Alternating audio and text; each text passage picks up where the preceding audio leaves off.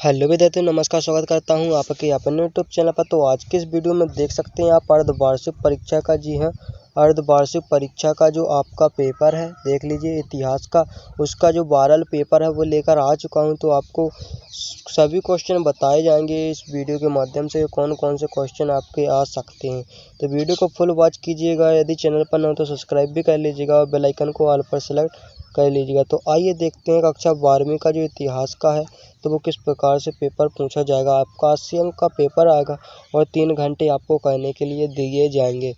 तो पहला क्वेश्चन होगा आपका सही विकल्प। तो पहले सही विकल्प में आपसे पूछा जाएगा, देख सकते हैं कि निम्नलिखित में से जो आपका सही विकल्प है, पहला है कि मौर्य सम्राट का संस्थापक कौन था। तो आपको लिख देना है चंद्रगुप्त मौर्य। इसके बाद चलते हैं नेक्स्ट क्वेश्चन की ओर। तो आपको सल्यूशन भी इसी में बताए जाएंगे। इसके बाद दूसरा क्वेश्चन है कि महात्मा बुद्ध ने अपना प्रथम उपदेश किस स्थान पर दिया था। तो सारनाथ पर दिया था। इसके बाद चलते हैं तीसरा। तो तीसरा है आपका कि भारत में मुगल साम्राज्य की स्थापना कब हुई थी। तो मुगल साम्राज्य की स्थापना 1526 में हुई थी। आप बिल्कुल रट लीजिए इनको, यही क्वेश्चन आएंगे आपके, यानी कि आपको इनको भूलना नहीं है। तो ये आता है चौथा क्वेश्चन के संविधान सभा के स्थायी अध्यक्ष कौन थे। तो डॉक्टर राजेंद्र प्रसाद को आप याद कर लें, बिल्कुल 100% यही आने वाले हैं। तो आपको यदि ये क्वेश्चन पूछे जाते हैं तो आपको इनको कर देना है, क्योंकि आपका आंसर जो है बिल्कुल 100% राइट आंसर बता रहा हूँ।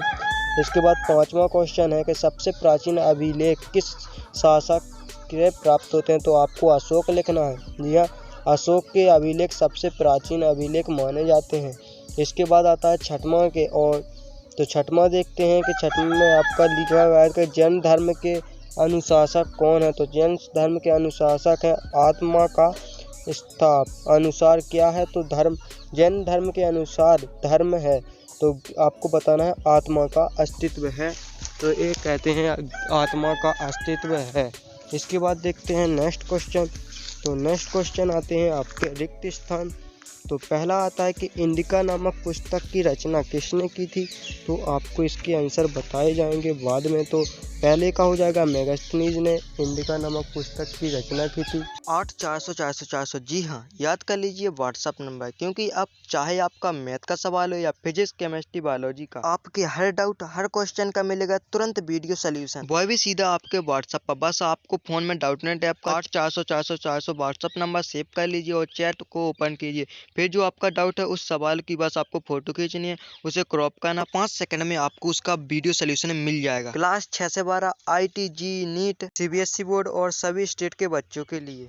तो देर किस बात की, अभी जाइए और 8400 पर अपना सवाल व्हाट्सअप कीजिए और सभी डाउट को आउट कीजिए, लिंक डिस्क्रिप्शन में है। इसके बाद प्रश्न दूसरा कि अकबरनामा के तीसरे भाग को के डैश डैश के नाम से जाना जाता है। तो आइन-ए-अकबरी के नाम से जाना जाता है तीसरे भाग को। इसके बाद आता है तीसरा कि प्राचीन काल में काशी जनपद की राजधानी खालिस्तान थी। तो वाराणसी थी। तो काशी की आपको याद रखना है, वाराणसी थी। तो इसके बाद चलते हैं अभिलेखों के अध्ययन को खालिस्तान कहा जाता है। तो इसको कहते हैं पुरालेख शास्त्र कहते हैं। इसके बाद आता है पांचवा के महावीर स्वामी जैन धर्म के 24वें तीर्थक थे। जी हाँ, 24 में थे। इसके बाद छठवां है कि महात्मा गांधी द्वारा प्रथम सत्याग्रह वर्ष में पंचारण में किया गया था। तो 1917 में किया गया था। और सातवां है कि विभाजन के समय भारत के वायसराय थे। तो लॉर्ड माउंटबेटन जो भारत के वायसराय थे जब देश आज़ाद हुआ था। इसके बाद चलते हैं नेक्स्ट क्वेश्चन की ओर। तो आपकी सही जोड़ियाँ आती हैं। तो सही जोड़ियाँ देख लीजिए, यहाँ आपको देखने को मिल जाएंगी। देख सकते हैं सही जोड़ी, गीता का ज्ञान, इस प्रकार से आपको लिख लेना है। ये आपकी सही जोड़ी थी। इसके बाद क्वेश्चन चौथा आता है जिसमें आपको एक शब्द एक वाक्य में उत्तर लिखने हैं। पहला आता है कि जैन धर्म में कितने तीर्थक हुए, ये आपको आंसर बताए जाएंगे बाद में। दूसरा है कि मुद्राओं के अध्ययन को क्या कहते हैं। तीसरा है कौटिल्य द्वारा रचित प्रसिद्ध ग्रंथ का नाम क्या है। तो अर्थशास्त्र। चौथा है सिख धर्म के प्रवर्तक कौन थे। पांचवा के कवि के गुरु कौन थे। और छठवां के गांधी जी अपना राजनीतिक गुरु किसे मानते थे। तो इसका पहले का उत्तर हो जाएगा कि 24 तीर्थक हुए थे। मुद्रा शास्त्र कहते हैं मुद्रा के ज्ञान को। और तीसरा जो ग्रंथ लिखा था कौटिल्य ने वो अर्थशास्त्र था। और गुरु नानक ने सिख धर्म के संस्थापक माने जाते हैं। और संत रामानंद नंद हैं। और गोपाल कृष्ण गोखले गांधी जी के गुरु हैं। और चाणक्य हो जाएगा आपके चंद्रगुप्त मौर्य के प्रधानमंत्री। और यदि गुरु भी पूछा जाता है तो चंद्रगुप्त मौर्य के गुरु भी चाणक्य ही थे। इसके बाद आते हैं सत्यासत्य। तो सत्यासत्य आप ये पढ़ लीजिए। सत्यासत्य तो पहला आपका असत्य हो जाएगा। इसमें लिखा है कि ईस्ट इंडिया कंपनी ने भारत में अपना पहला कारखाना सूरत में स्थापित किया, तो यह असत्य है। दूसरा है सबसे प्राचीन अभिलेख मौर्य सम्राट चंद्रगुप्त मौर्य की प्राप्ति में, तो आपको पता है कि अशोक के हुए हैं, अभी पढ़ा है, तो यह सत्य है। महात्मा गांधी ने राजनीतिक गुरु मदनमोहन लालवीय को माना, तो ये भी अभी पढ़ा है।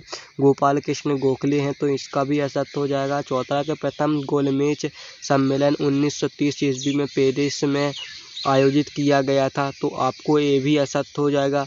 इसके बाद पाँचवा है आपका प्रारंभिक भक्ति आंदोलन का उदय कर्नाटक में हुआ, तो ये भी असत्य है। इसके बाद छठवां है कि स्वतंत्र भारत के पहले गृह मंत्री सरदार वल्लभ भाई पटेल थे, तो ये आपका सत्य हो जाएगा। इसके बाद आते हैं क्वेश्चन छठवां के मेगास्थनीज कौन था, इसी का द्वारा चाणक्य कौन था, तो इसके सल्यूशन आपको नेक्स्ट वीडियो में मिल जाएंगे। तो चैनल को कर लीजिएगा सब्सक्राइब, और वीडियो को अभी तक लाइक नहीं किया तो लाइक भी कर दीजिएगा। इसी प्रकार के हर एक विषय के वीडियो, इंपॉर्टेंट क्वेश्चन और वायरल पेपर पाने के लिए तो देख सकते हैं। प्रश्न छठवां है कि सातवां है कि जैन धर्म के स्त्री रत्न कौन कौन थे, उसी का अथवा के महावीर स्वामी के अनुयायी का जैन क्या कहा जाता है। इसके बाद आता है आपका आठवां क्वेश्चन।